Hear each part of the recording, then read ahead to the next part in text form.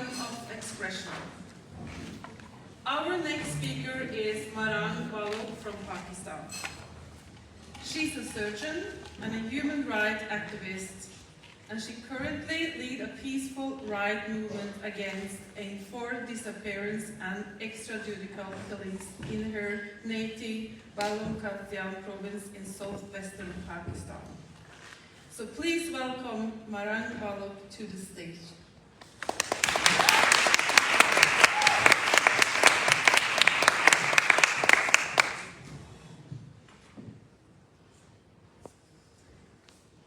Hi everyone. I'm glad to see so many diverse voices here. I'm very honored and happy to be part of this event, being part of wonderful discussions. But from where I belong, democracy, freedom of expressions, even though human rights are fantasized words, because that we discussed in political discussions. Because in Balochistan, the basic right to live is snatched by the security forces of our own state that used to abduct people and detain them for decades without any legal proceedings.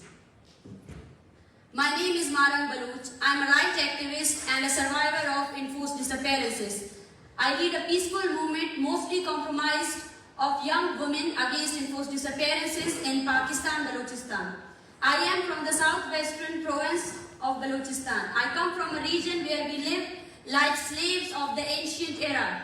Even in the 21st century, our painful stories might seem like the plots of novels based on World War I, II and Holocaust. You might find these stories hard to believe, but I assure you, the Baloch community endures an unimaginable harsh existence. You live in countries where human rights are highly valued. For you, the forced disappearances of a person based on just their identity would be shocking.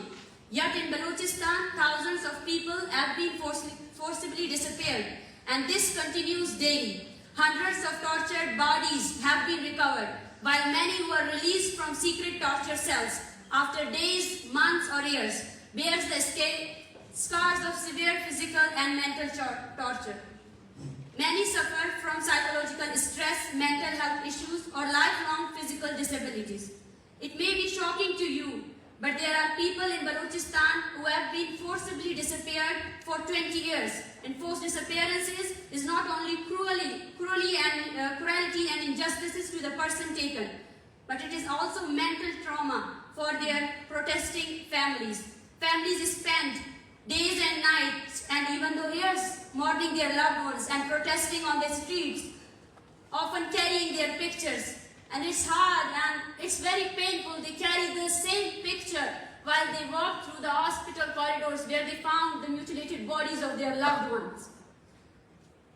I'm a victim and I ask for your full attention as I narrate the painful story of my personal life, because thousands of those victims who are in Balochistan, their stories can't be heard. They don't have access to these international communities. So today I'm speaking from behalf of them. And as a victim, I say that my story is less painful because I'm alive. I'm still alive to narrate and witness this story. But there are thousands of families where no one is left behind to witness their stories, that what happened to them. My father, Abdul Ghaffar Lango, was a political activist who raised his voice for the fundamental rights of our people. He was forcibly disappeared in 2006 when I was only 13-year-old. As the eldest among my siblings, I felt a profound responsibility. My father was the sole breadwinner, and we were left in confusion and despair, praying for a safe return. My younger siblings and I protested daily, and all of my school leaves were because of the protests. I protested daily after school, demanding the safe release of our father. After 2 years of relentless struggle, he was released, but he had endured extreme physical and mental torture. He was once again abducted in 2009, and in 2011, we found his bullet-riddled, mutilated body from a far-flung area of Balochistan.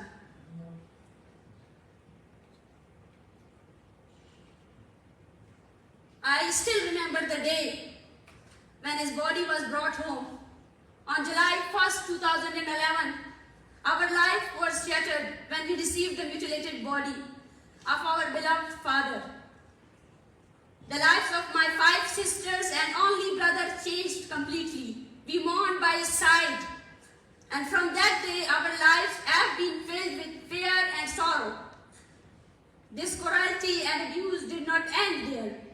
In 2018, my only brother, Nasir Baloch, who was also the witness of enforced disappearance of my father, was also forcibly disappeared by the security forces. In front of me, I am the witness of his enforced disappearances. I resumed my protest, and after 3 months, and it was the time when I was studying, doing a medical graduation, and I got failed first time in my medical career because I was so mentally tortured. I didn't have the courage to take a phone call. So okay, someone will call me and say that yes, we found the dead body of your brother also. I resumed my protest, but yes, it's a relief that after 3 months of relentless effort, he was released. I resolved that I would not remain silent. That was the time when everything changed in my life. People like those who are born in democracies, for them activism may be an option, but for us, it's not an option. We are not born in regions like we have to choose, like having our personal life, having a career. We have to choose activism because there is no chance for our survival if we didn't choose activism.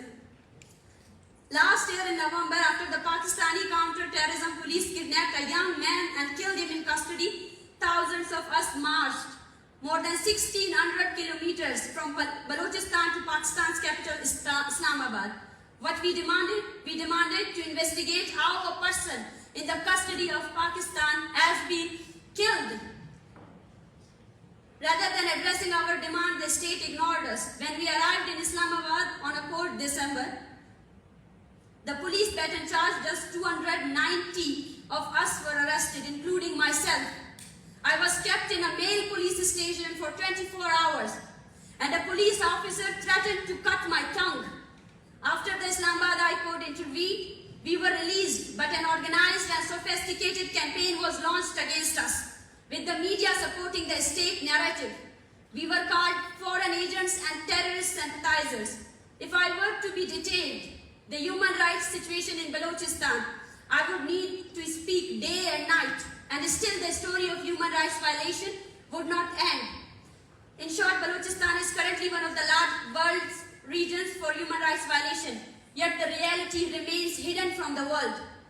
I urge all of you to raise your voices against the atrocities happening to us. Your one voice can save our lives.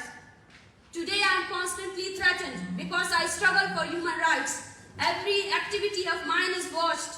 As a doctor, as a postgraduate in surgery.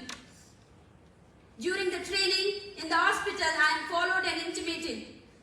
Despite this, I will not give up my fight for human rights, nor will I be silenced by fear.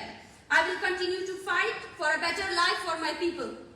When we speak about missing persons, the state uses different tactics to undermine our cause. Back in Balochistan, the media is bombarded us about questions that why people are being killed in Balochistan. And we are not spared even in these international platforms.